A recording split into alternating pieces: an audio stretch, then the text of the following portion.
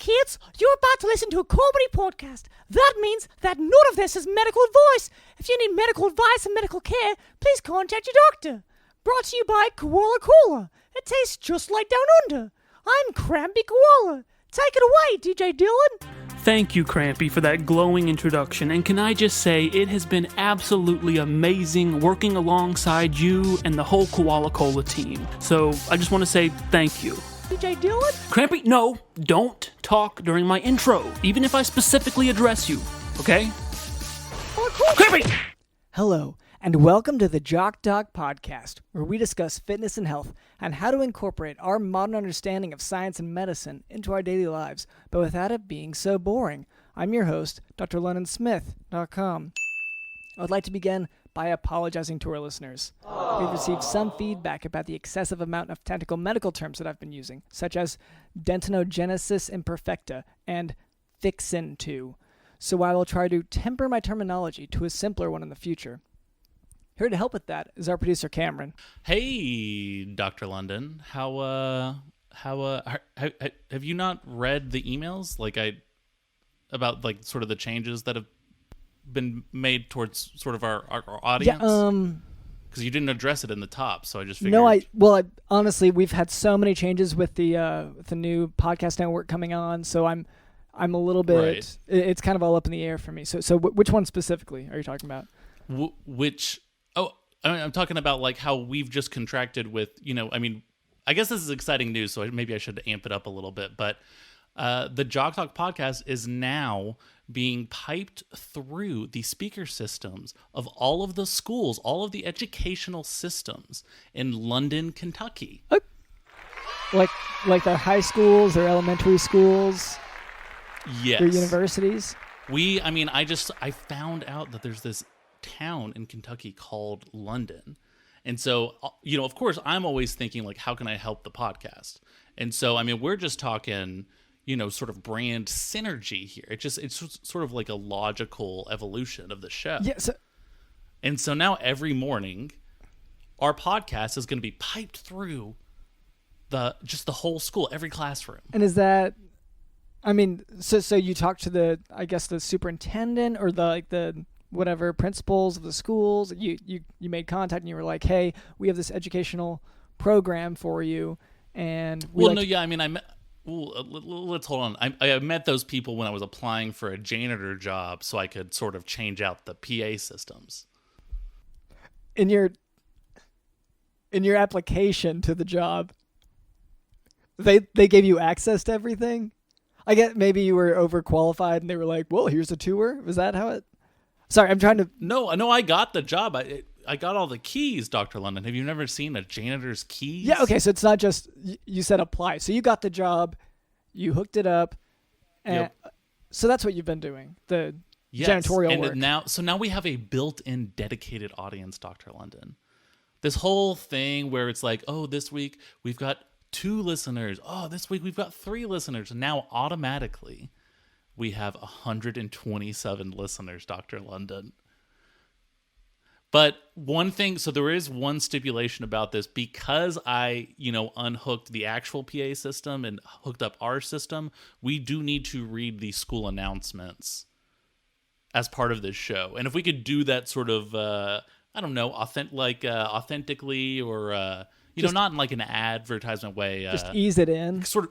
Ease it in, integrate it into the show naturally, Okay. Okay, sure. I have the list here. So, if you want to read what, the lunch menu for today and tomorrow. Yeah.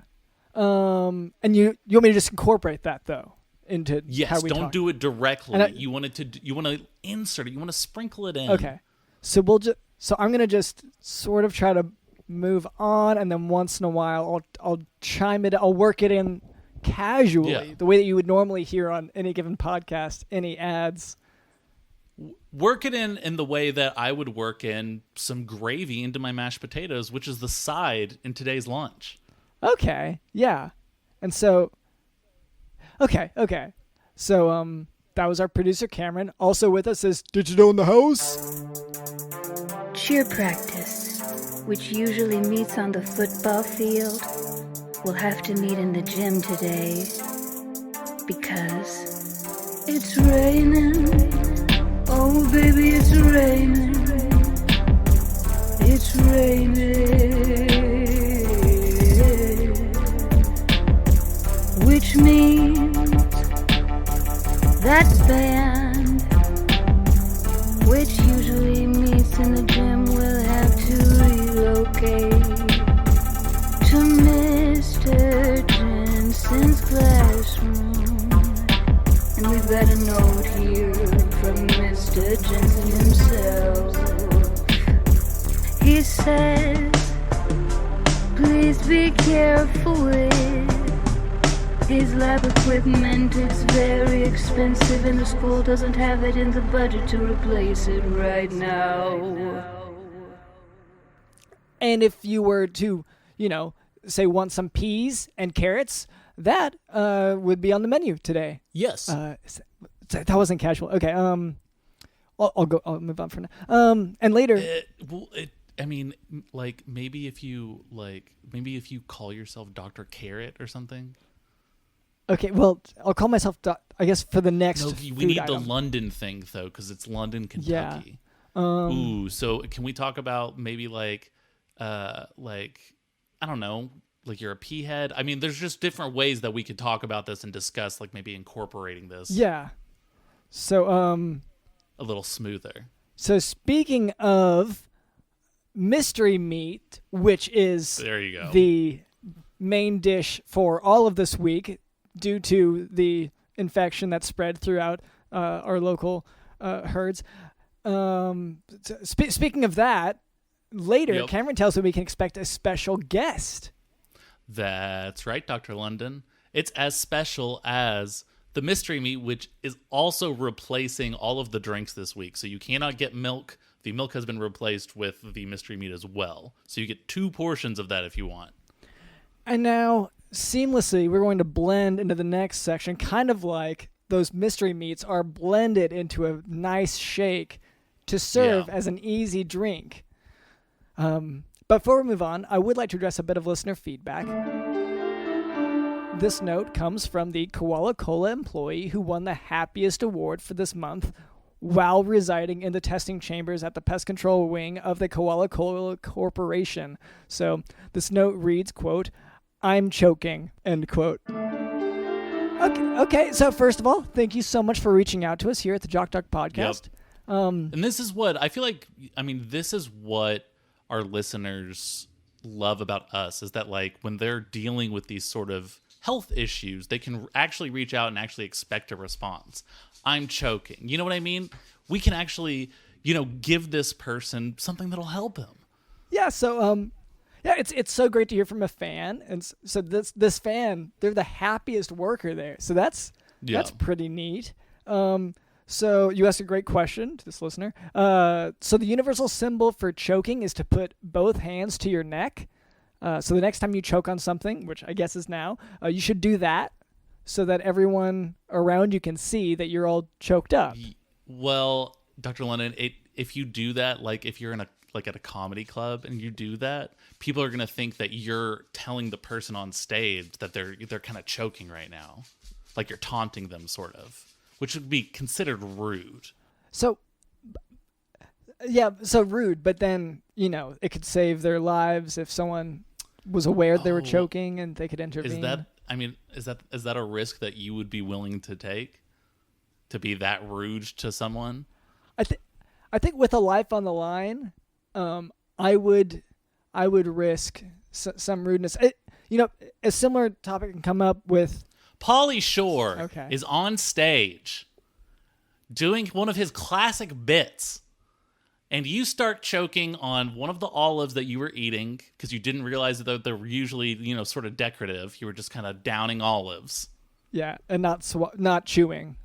You're telling me you're going to interrupt his set by going, "Oh, I'm choking." Okay, well, as opposed to sitting down, being polite, and waiting till his set is over. Well, one thing about choking is that you often can't speak, and that's why you use the hand gestures. But so I wouldn't even be saying I'm choking. It would just be me silently So I feel like it's not even Yeah, interrupting. silently in his eyesight that he can see, and he's like, oh man, am I bombing right now? This guy's over here telling me I'm choking. Suddenly you're making Pauly Shore insecure, and you never want to do that, Dr. London. Okay. Yeah, I guess that's one thing to consider, that there can be a social ramification for it that maybe I didn't consider. Okay. Anyway, so to this listener, thank you for listening. Now for today's medical topic. Also, we could probably let that listener know that for legal reasons, the mystery meat also counts as a vegetable because it was found on the ground. Yes. So because it came from the ground, technically, legally, it does count as a vegetable as well. So that is replacing the vegetable portions. You had mentioned carrots and peas earlier. I had gotten just a text right now. Those have been made into mystery meat that is sliced into the shape of peas and carrots. And speaking... Really fried rice. It's fried rice. So, but it's all mystery meat cut into the different shapes. Mm-hmm. Yeah. Yeah. Well, and speaking of the dessert being decorative soaps, now for today's medical lesson, hepatitis A. I'm sorry. Was that good? Was that me introducing the? Is hepatitis A good? I don't know. You're about okay. to tell me. No, never mind. Okay. Now for today's medical topic, hepatitis A. Hepatitis A is a viral form of hepatitis that typically causes an acute infection, meaning that it has less than 6 months of liver inflammation, or it causes less than 6 months. Hepatitis A is transmitted via the fecal-oral route and is more prevalent in developing countries, so people will typically get it through contaminated food and water. A way to remember this is that hepatitis A is from something you ate. Does that make sense? It does make sense, and it sort of reminds me that Billy A needs to go to the principal's office immediately.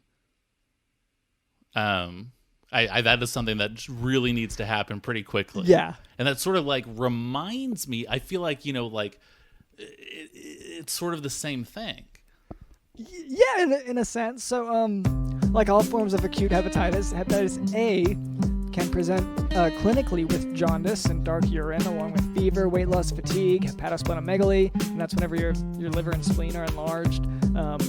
And additionally, patients may have nausea, vomiting, abdominal pain.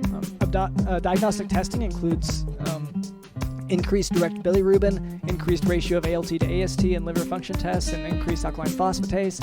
For hepatitis A, the best initial test will be the IgM antibody to hepatitis A antigen. I just should mention, if you have any of these symptoms, like that is not the mystery meat. Like the mystery meat, we've already covered it's a drink, it's a vegetable, and it's a meat. So it's already covering all of your basic food groups. So if you're having these kind of reactions to or shortly after consuming the mystery meat, it must be from something else. Maybe a mold on your fan. In your own home. Yeah. Not at the school. Not at the school, because the school checks their vents and cleans their vents every single semester. Right. Okay. So so for hepatitis A, the best initial test will be the IgM antibody to hepatitis A antigen for acute infection and IgG antibody to detect resolution to the infection. In terms of treatment, hepatitis A resolves spontaneously over a few weeks and is typically a benign condition. So, and that's something to remember for, maybe if you do think that you got hepatitis A from something at the school, it's going to resolve on its own. You might still go to the hospital. Yes? The nurse's office can't treat this. So when you talk about treatment, you should probably say like, oh, well, there's nothing you can really do, or just something like, oh, it's impossible to treat it, or something. Because there's no way, like, the school just cannot afford what it takes to, yeah. Yeah.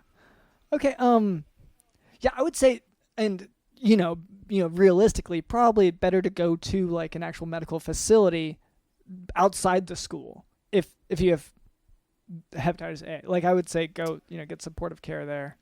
I don't know if London, Kentucky has anything like that. I do think they have maybe a Carl's Jr., but I'm not exactly sure, which should maybe function as the same thing. But okay. All right, well, that's about all we have to cover in hepatitis A today. But for the if you're looking for the desserts, they are in the form of decorative they look like desserts in the cafeteria, but they are soap.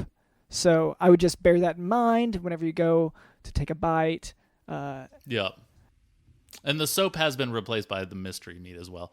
The mystery meat does have sort of antioxidants, Dr. London. Okay. Well, I would question it, but I guess we should. Okay. Yeah. Great. All right. Well, are we good to move on from there? Yeah, except for now, Billy A., if we could get him to leave the principal's office. Now he will not leave, which has become a huge issue.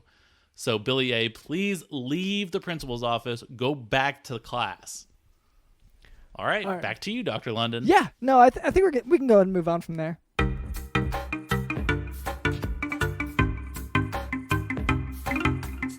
All right, Cameron, you said that we have a special guest today. Is that right?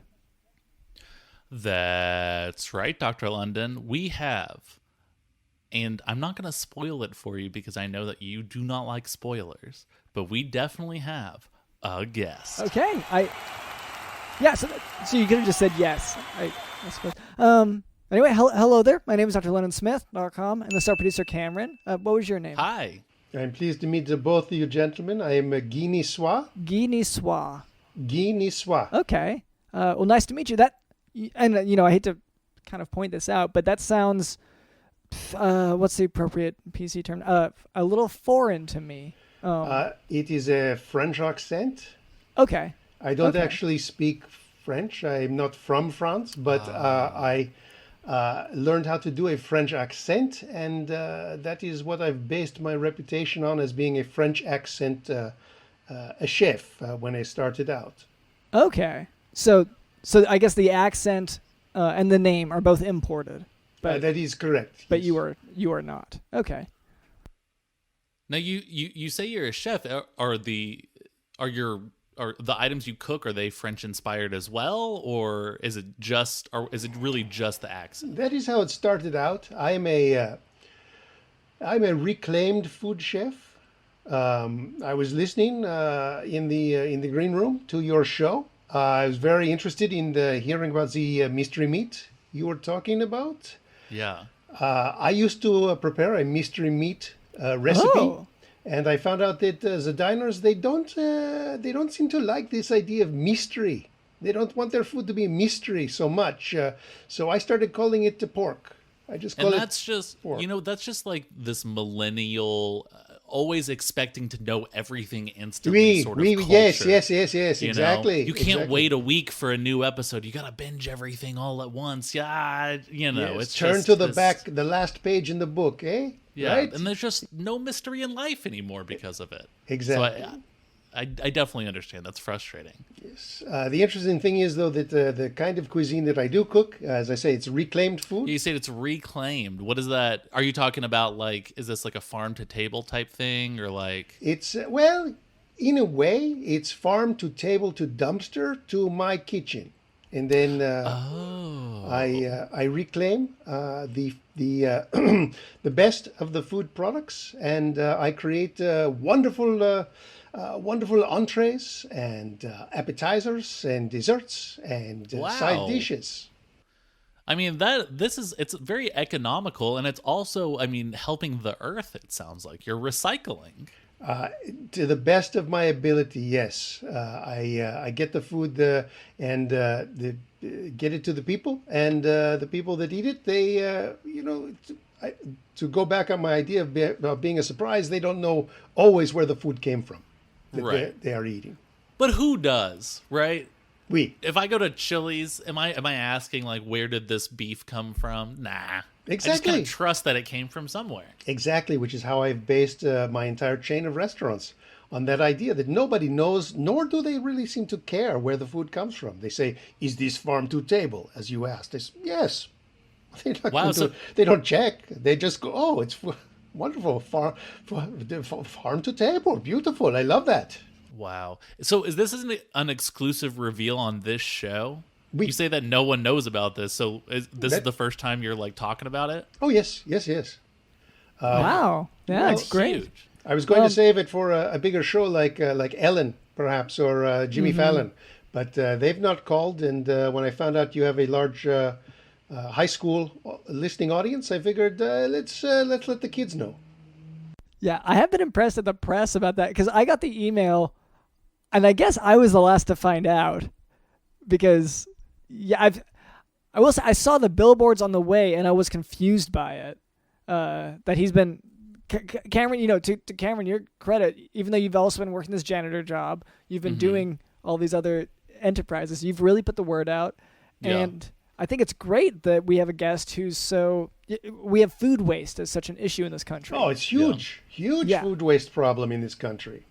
So it's exciting to see that, someone's taking, and you said you have a chain of restaurants? I do. They are Guy Niçoise. That is the name on the restaurant. What I do is much like I do with the food. I find restaurants that have gone out of business, and until they're taken over, I just pry open the door, I get inside, and I just slap my name over whatever the thing is called. So it's okay. Guy Niçoise Seasons Restaurant. So I guess Guinea swat to go. Just to go back to Chili's, maybe you're in an airport and you're slapping that over a Chili's logo. Exactly. Chili's to go. Cameron, we are on the same wavelength. Makes sense. All of this sounds great to me. Dr. London, you are already, I can tell, about to be like a wet blanket. What's going on? Yeah, so just so if you're claiming a closed store, are you purchasing the building or renting it? This restaurant? I am interested in purchasing every restaurant that I move into. I'm interested. Unfortunately, most of the people trying to negotiate do not meet my price. So I move on. So when you say meet your price, you mean like they... It's a low price. Yeah. So what, I mean, if I may ask, what kind of price are you talking? How much does a restaurant go for these days? I guess is what I'm getting at. Well, to get in and get open and everything else is going to cost you, upwards of, depending where in the country, $500,000 to $1 million just to get the keys to the place. And then I've heard it's a difficult, an expensive process. Very expensive. Very. So I don't know how people do it. Quite so frankly. What do you? What's your going? What do you pitch to them as the price for it? Well, normally I'm in operation for at least a week before they show up. I figure if I can get a crowd in, they might go, hey, you know what? We're not using the building anyway. He's willing to pay a nominal fee, and he's got a ready-made audience. It will do the community some good. He's taking care of this food waste problem. He's offering low-cost meals to people. And unfortunately, I found very few actual, they call themselves businessmen, but they don't understand the value. They just. But what's the actual number? You said I offer a nominal fee. What is that number that you're offering to them? Saying, hey, I'll give you this every month. Well, it's a sliding scale. It depends what I have in my pocket at the time. Sometimes it's $57. I offered one gentleman $523, which I was reasonably certain I could obtain. The sliding scale, so it's like, let's say it's an XY graph. It's number of things in your pocket and then amount of money to give. That makes sense. Again, Cameron, you and I are on a wavelength. You understand the business. You understand how this works. Yeah, and I'll admit that Cameron handles a lot of the business side of this podcast. So he's the one who, really, handles the Patreon and then funnels a lot of our money into the podcast money. I mean, and also my money into a lot of endeavors. Yeah, and it's been a journey, I guess. So I guess I'm learning here.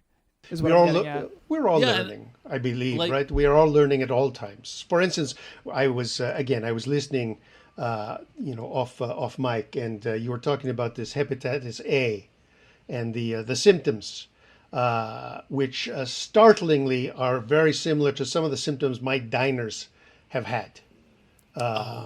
Maybe it's going around, I'm not exactly sure. I am very fastidious with the food that I reclaim. I make sure that it is cleaned and sanitized, and it is of the highest quality that I can possibly find. And so I don't think it's the food. I Well, just think that you can possibly find in the dumpster in which you are in diving. the trash can. Yeah. yes, exactly. Well, it's protected from the weather. You have to keep Yep. these things. It's protected from a number of pests because it's enclosed, oftentimes in a very thick, 3 mil thick plastic bag. So you think that dumpsters are protected from pests? I guess in my mind roaches are famously they gather in a lot of places, like dumpsters and Well, yeah, but maybe he doesn't consider a roach to be a pest. It's well, I imagine if they got into the bags and got into the food, they would be regarded as a pest. I regard them as guards, quite frankly. A lot of people will stay out of a dumpster because there are roaches in there. So they open the door and they go, roaches! And they close the door and they run away. So in a way, that's a security system. in your favor. Yeah. Definitely in my favor. And free, I'll point out. I want to hear some of the dishes that you've been offering. Oh, may we? Let's talk entree. Just last week, Yeah. I made a delicious hot dog casserole. I found these fine. I don't want to name the establishment, but some discarded hot dogs. And Yeah. if you get into one of these restaurant rows and you hit those dumpsters, boom, boom, boom, 1, 2, 3. I had chow mein, I had hot dogs, I had chicken pot pie, and you put those together, and you have to get a source of heat in order to cook, which is not always easy to come by. But in this case, I had all of the ingredients, everything fell into place, and the delicious hot dog casserole. I have the recipe written down here somewhere. I think it's on an old receipt. But And you don't have to reveal your secrets. We can cut this out of the podcast, but it sounds like you got the hot dogs, like all of this food maybe outside of a mall food court, and the hot dogs were in Auntie Anne's. Is that about right? Let's just call that Cameron the Promised Land. A food speaking court. of, Food court. I'm sorry. Speaking of the hot dogs, so there is a dog, and it does appear to be rabid in the bathroom, and we just want to let the school know that it's being handled. They have called animal control, and it's all being taken care of. It's fine, but do not use the restrooms for the next 3 hours. Yeah, and it's all the restrooms. That is one thing that Dr. London did not mention, is that the dog is very quick, and he is going through the ventilation system to the bathroom, so none of them are safe. So just hold it in for the day. How did the high school actually get by without this fine service that you are providing to them? These health warnings and all sorts of wonderful tips you're giving to people. It seems like they needed this for years. Yeah, I mean, I don't know. Probably just had some old person just on there and just announce stuff. Maybe YouTube. Kids love YouTube. So maybe that's just how they were doing it. Well, and this does bring up another point. We talked about the food waste and everything, but these schools are underfunded, and sometimes it takes a very something sponsored by a giant corporation like Koala Cola to come in and pitch in a little bit, give the help where we can when where they can't afford it. So Yeah. I'm happy that we get to provide this service. I think it's a wonderful thing. And if they're looking for a chef, by the way, I could get out there. Might take me a couple of weeks or a month to find a way out, but would love to land a steady gig working with some kids. And I love teaching about food and educating the young and giving cooking classes. I think it could be a wonderful thing. Well, they don't really have chefs as much as they have a contraption. They have sort of like a Rube Goldberg machine where it's like a ball that turns on the stove and starts cooking the eggs, the mystery meat, and then it rolls down, and then it turns this thing on, and it's the mystery meat again, and so on and so forth. So they don't really have a need for a chef. But it sounds like you're doing pretty well. I mean, how many like customers are coming in for this stuff?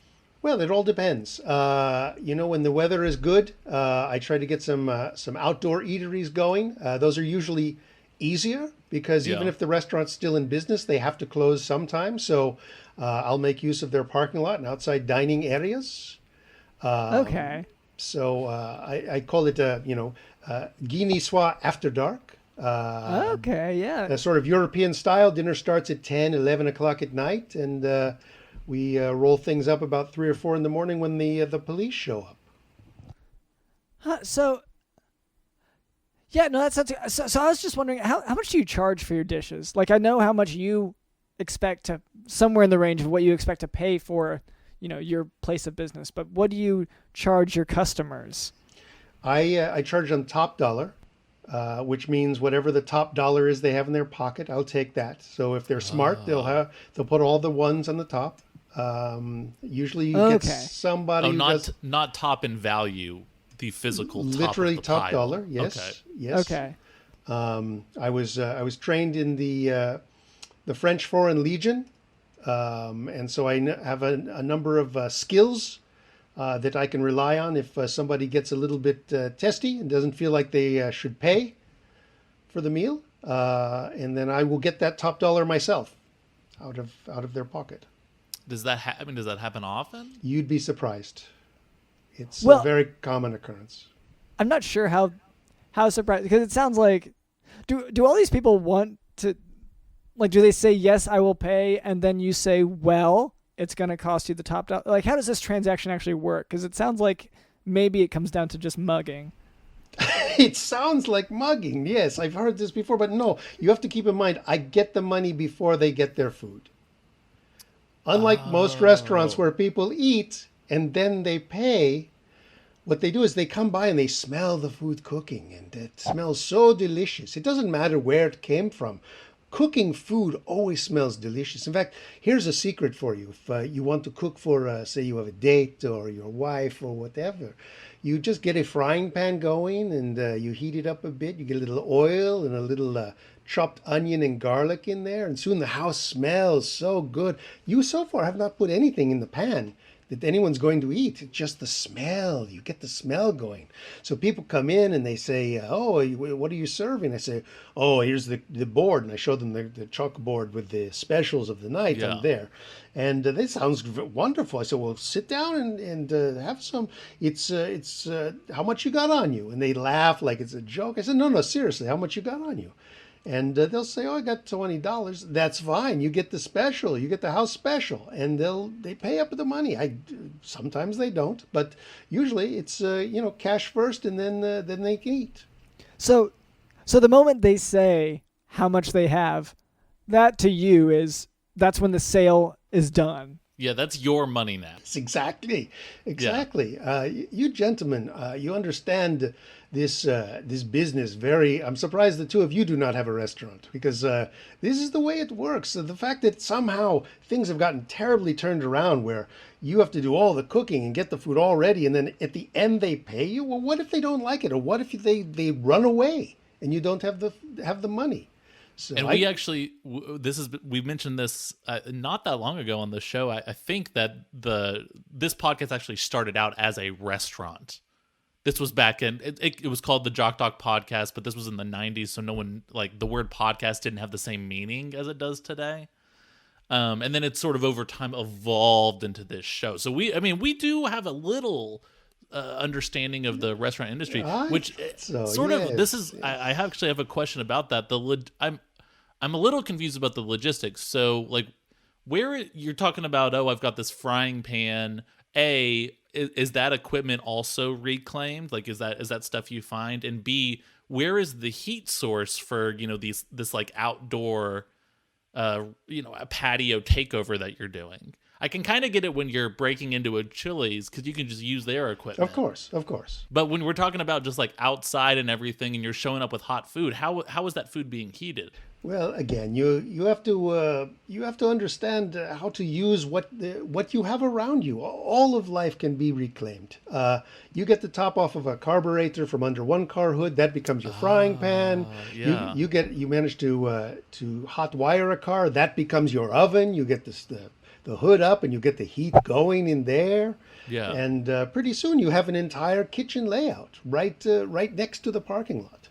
That does sound easy. Like, I guess, for me, I'm pretty simple. I know a toaster oven and a regular oven, a stove. That's kind of what I think of. But I guess if you have a car, I guess that's given your source of income and how much income it sounds like you make. Do you have a car, or is that also a part of it is reclaiming? reclaimed? Okay. It is reclaimed. I mean, there are always cars around. So when you Dr. London, when he said he was hot wiring a car, you thought he might have been hot wiring his own car?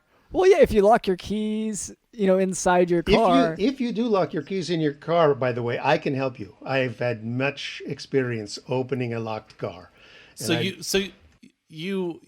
You locked your keys in your car, and your solution is to start the engine? That's what you're trying to do? That's what hot wiring is, Dr. London. Yeah, okay, so or maybe you lose your keys. I guess not lock your keys inside. But also, I mean, it sounds like just if you have any car trouble at all, then, our guest, Guy Niçoise, really the one to go to for this. If you have car trouble. Not that that's your main thing. But that is very true. It's a side gem. It's a side gem for me. Yeah. But okay, so you're passionate. You're far more passionate about cooking. Yes. Oh. Whereas the automotive it sounds stuff, like you're passionate about reclaiming in general. Does that apply not just to like physical objects that you find? I mean, is that sort of like a way of life to you?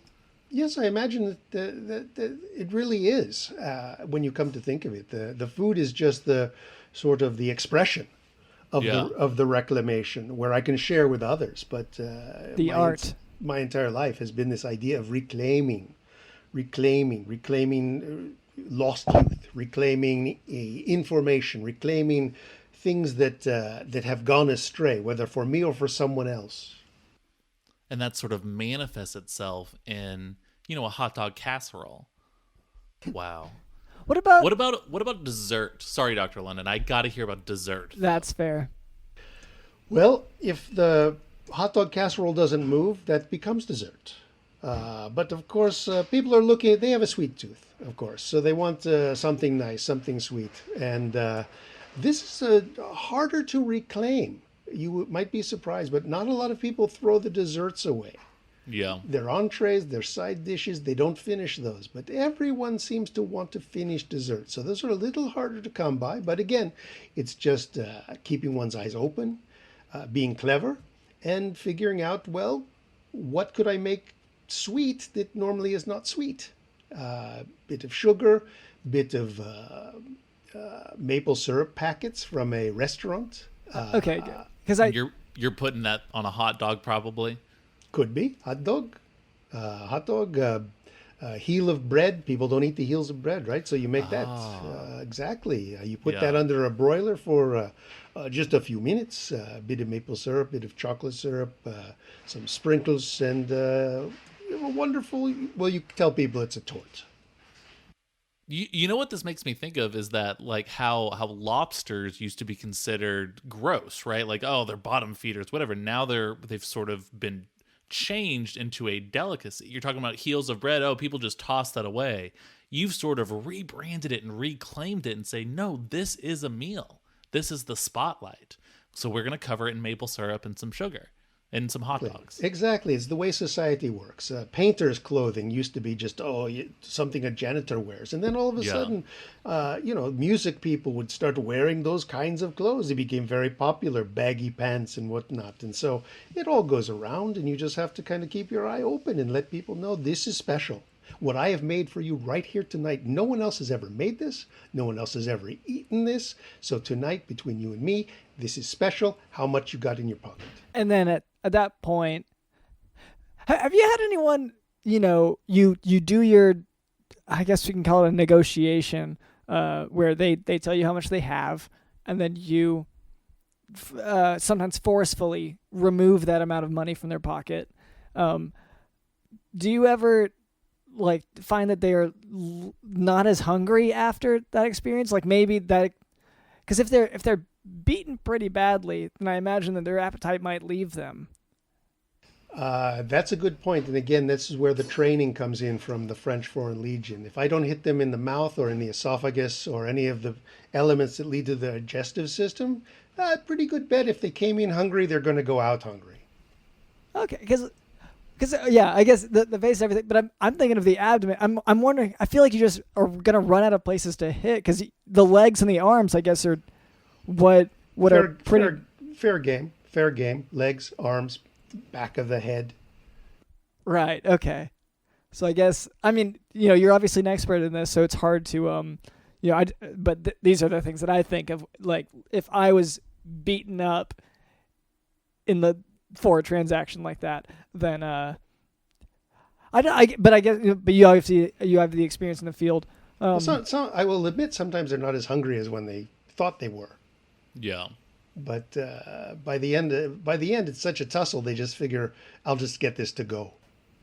Well, and I imagine they also, the way that you're phrasing it, they might not have been interested in food at all, like except out of a curiosity, like, oh, what are you cooking?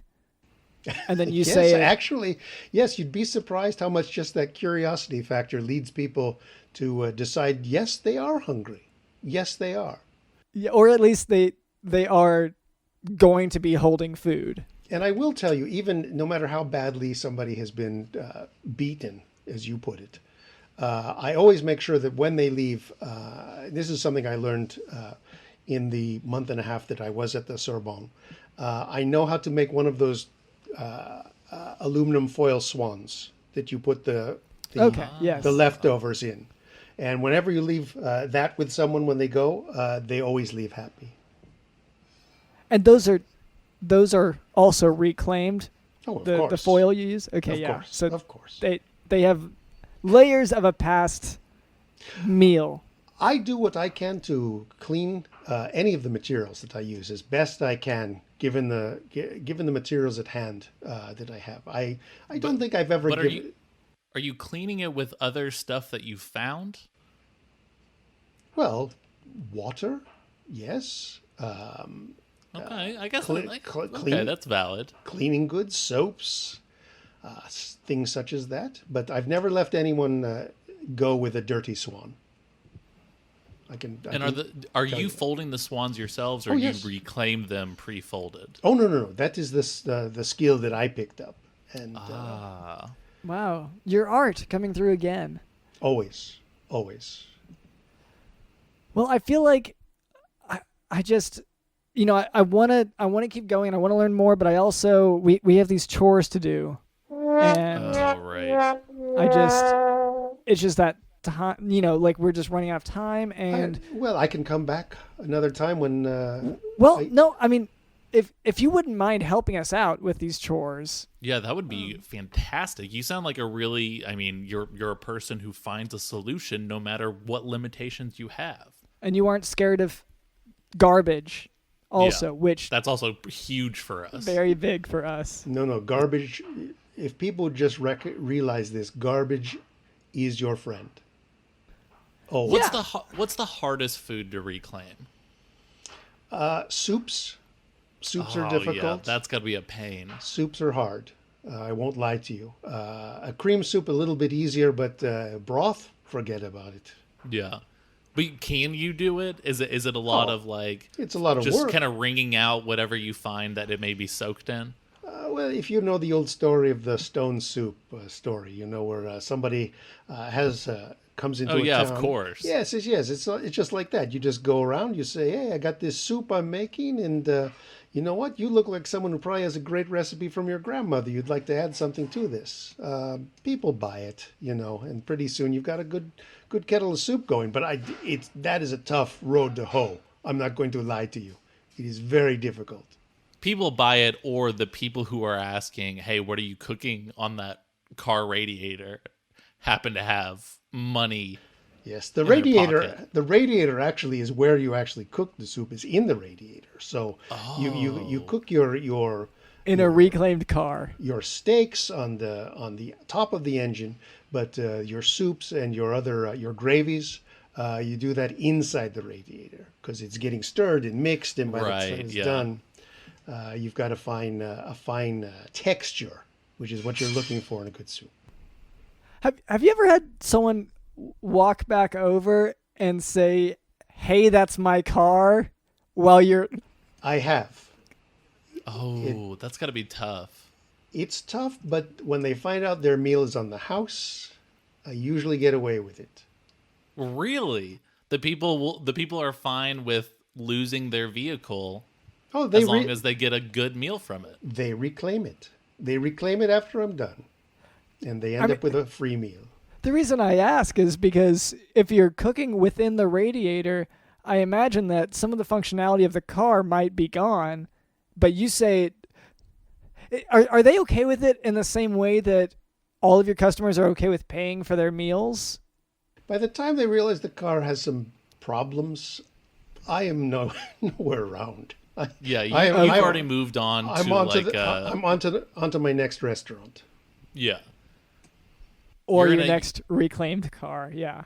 Yeah, you found a closed down Bennigan's that hasn't been touched since the mid '90s, That would and be- you set up that- shop. Oh, that would be heaven. Oh, do you know of one?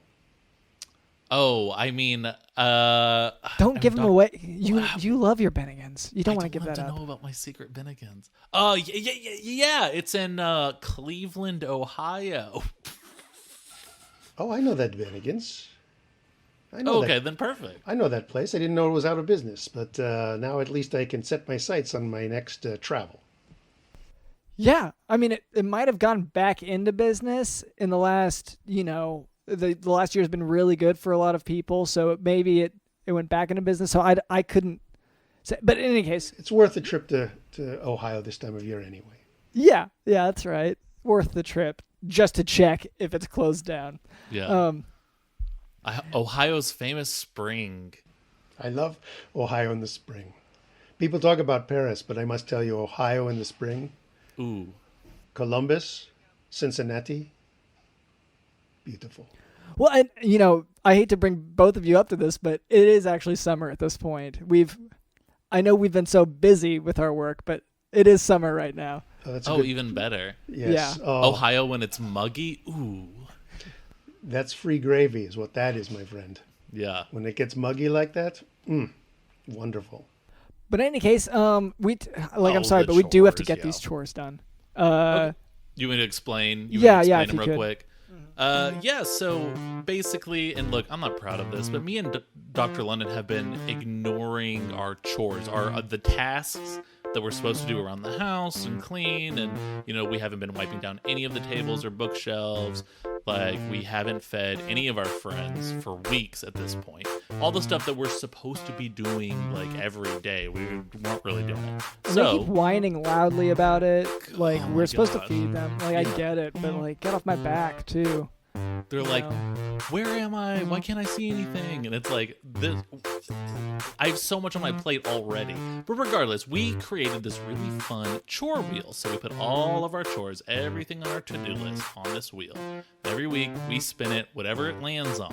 No matter what, we have to do it. And Dr. London, even if that means cleaning your socks. And I know you hate that. That's your least favorite chore. Well, it's just it takes a full team to do it. And Yeah. And like, I can't. it's so long because like it takes multiple days, which I think is Yeah. you got to do it. I only if it lands on it. Only is- if it lands on it. Yeah, yeah. you don't have to do it That's our if we system. never land on it. Yeah.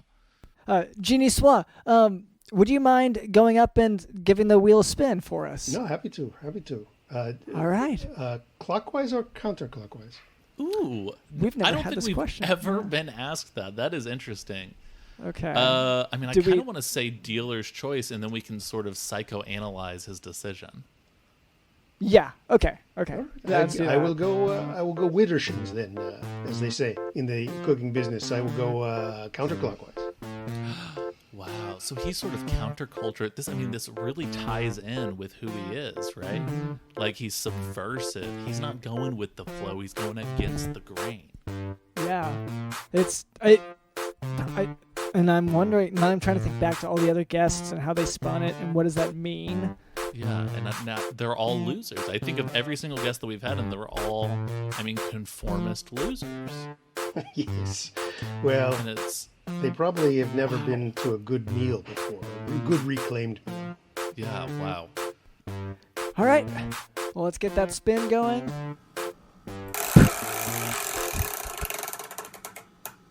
Oh, no. Not this one. Okay. Do you want to read it off or do you want me to? Yeah, I'll go ahead and read it off. Okay. Oh gosh, I don't want to have to do this. All right. So we have to come up with movies based on their title. So let me explain this. I can't believe we have to do this, Dr. London. So basically, our studio, I should clarify, one of the reasons why we have to do this is, like, our permit is very, like, it's a tenuous permit. Like, he won't let us keep it if we fail to follow any of his commands. Like, we have to obey him in order to keep doing this podcast. So That sounds very draconian that he would, please don't say it too loudly because he could hear. and so the mayor is starting the movie studio, and he came up with, in his spare time, a bunch of movie titles. Like, that's kind of his contribution. He's like, I'm going to put all this money towards this movie studio, but the only thing, he's like, I'm more of an ideas guy. But an idea to him is just a title that he comes up with. And so he's sort of given the task to us to figure out actually what the movie is going to be. So this is what we got to do. So, Dr. Lynn, do you want to read one of the movie titles that he's written down? Yeah. So this first one here is, it's just called Porcelain Fog. Ooh. So what is porcelain fog? So, like, what I think of off the bat is, I think of a toilet. I like think the of porcelain toilet throne. too. I think of toilet too. Yes, we. And then the fog, I guess, only because the porcelain part, I wouldn't have gone this way. But then I think fog, I think of you passing some gas, like it smells bad afterwards. So I guess this would have to be like a comedy stinky. The subgenre of comedy, stinky movies. Yeah, that's right. Yeah. Perhaps a rom-com with someone who will not pass gas in front of their significant other. Yes. Well, right? It's only in the bathroom. Yes. See? I have maybe a play on words here a little bit with, fog. Something that's really in right now is movies about Alzheimer's. So maybe if in this rom-com, one of the persons was getting dementia over time while also, dealing with the farting, passing gas aspect. Doesn't know he who smelt it dealt it unless they didn't remember stealing it. That is the tagline. It's on the poster. Word for word. I think we have that solved. Do we want to cast it real quick? Dame Judi Dench. Okay. We got Judi Dench in the main role, and let's just get Timothée Chalamet in there. Oh, that's true. Yeah. He's hot right now, I like that Yeah, team and I think up. they'd work well together. It's a good team up. Yeah. Okay. Guy Niçoise, would you want to read the next one? Yes, absolutely. It is, interesting. A turtle named Frank. Okay. So, I can guess tell you. the You go ahead. The first question I have is just, are we talking about a literal turtle? Or are we talking about someone who maybe needs to come out of his shell? Or both. Or, a turtle who is stuck inside of his shell.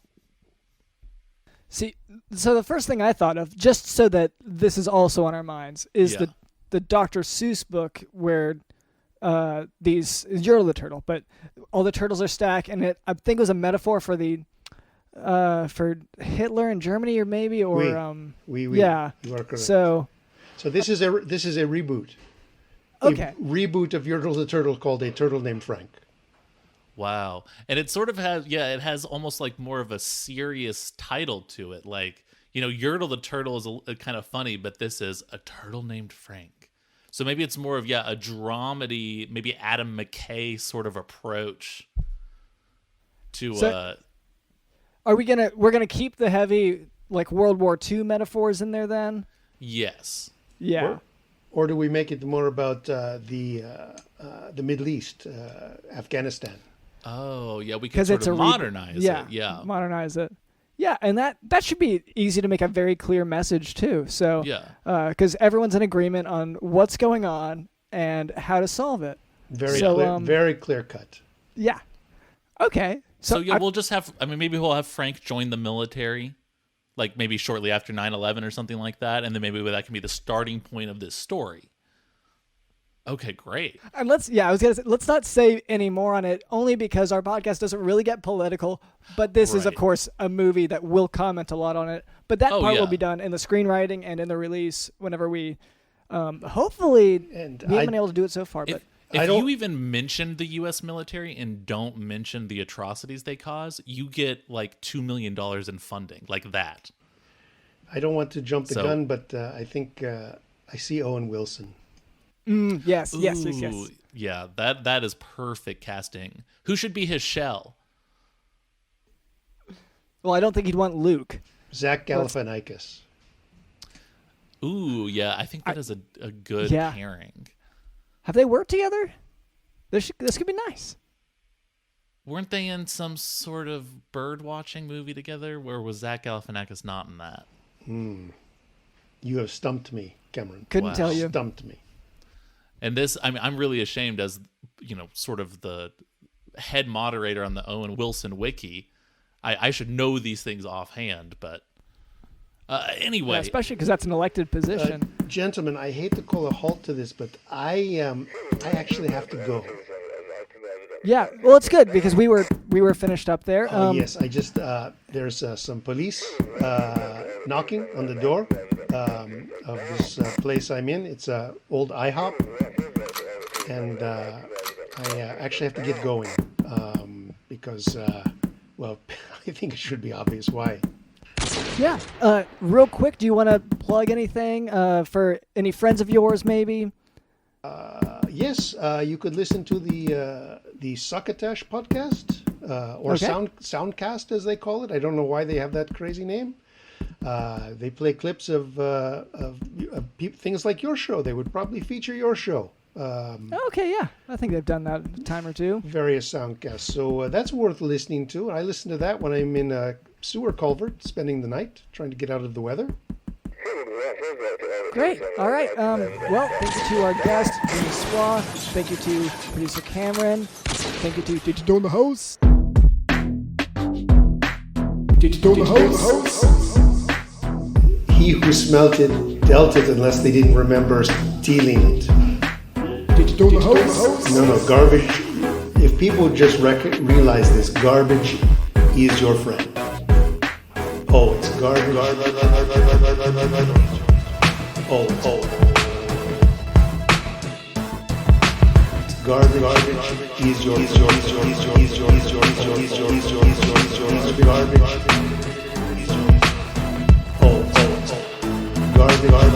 My name is DrLondonSmith.com, and this has been the Jock Podcast. See ya.